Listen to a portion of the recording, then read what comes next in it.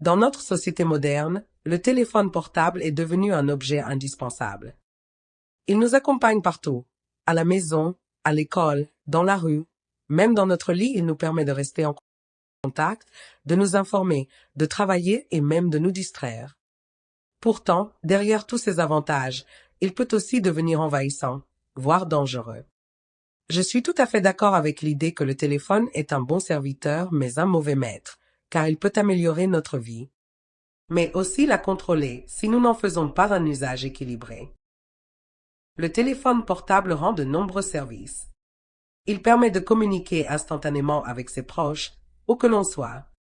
Grâce aux applications de messagerie, aux appels vidéo et aux réseaux sociaux, il rapproche les gens, même à distance.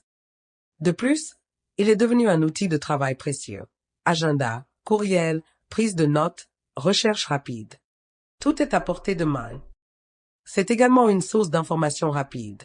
En quelques clics, on peut consulter la météo, suivre l'actualité ou chercher une réponse à une question. En ce sens, le téléphone est un excellent serviteur, efficace et polyvalent.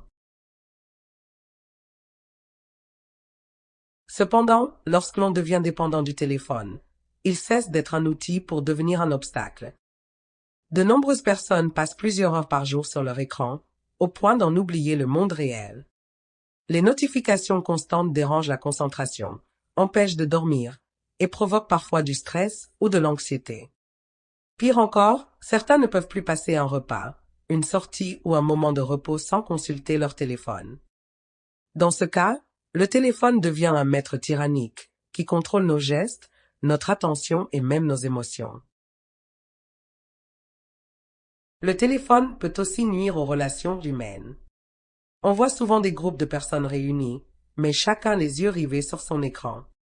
Cette présence virtuelle constante peut créer de la distance dans les relations réelles. De plus, les réseaux sociaux donnent parfois une image faussée de la vie, ce qui peut provoquer de la jalousie ou un sentiment d'insuffisance. Enfin, certains adolescents ou adultes se sentent obligés de répondre immédiatement à chaque message par peur de manquer quelque chose. Cette perte de liberté montre bien que le téléphone peut devenir un maître envahissant s'il n'est pas contrôlé. En conclusion, le téléphone portable est un outil fantastique s'il est bien utilisé, mais il peut devenir nuisible lorsqu'il prend le dessus sur notre vie. Il nous rend service, mais il ne doit jamais nous diriger. C'est à chacun de fixer ses propres limites pour rester libre et maître de son temps. Comme pour toute invention puissante, le plus important est de garder le contrôle.